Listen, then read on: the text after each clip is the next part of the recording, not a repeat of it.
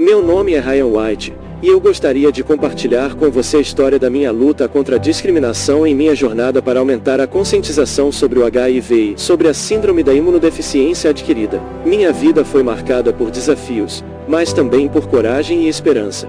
Quando eu tinha 13 anos, fui diagnosticado com HIV e com a síndrome da imunodeficiência adquirida. Naquela época, havia muito medo e desinformação sobre a doença. As pessoas tinham medo de estar perto de alguém com HIV e com a síndrome da imunodeficiência adquirida, e muitas vezes eu era tratado com preconceito e rejeição.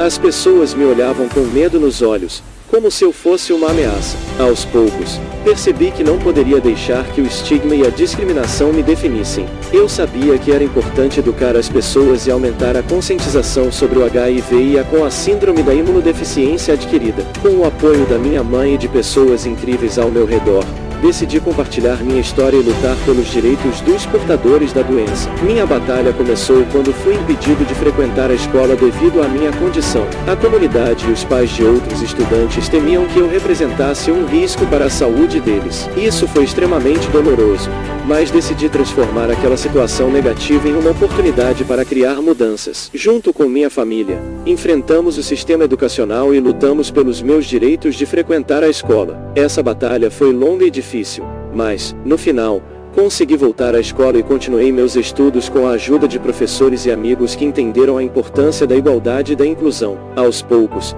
fui ganhando a atenção da mídia e aproveitei essa oportunidade para falar sobre o HIV e sobre com a síndrome da imunodeficiência adquirida e combater o estigma associado à doença. Fui convidado para dar entrevistas, participar de programas de televisão e fazer discursos em conferências. Minha mensagem era clara: o HIV, síndrome da imunodeficiência adquirida, não deveria ser motivo de medo ou discriminação, mas sim de compreensão e empatia. Infelizmente, minha luta contra a doença foi interrompida em 1990, quando faleci aos 18 anos. Mas minha mensagem continuou a ecoar e a inspirar pessoas ao redor do mundo. O legado que deixei foi o de coragem, determinação e esperança. Hoje, vejo o progresso que foi feito na conscientização sobre o HIV e com a síndrome da imunodeficiência adquirida, na luta contra o estigma. Mais e mais pessoas estão educadas e compreendem que a doença não discrimina, e que todos merecem cuidado, respeito e igualdade.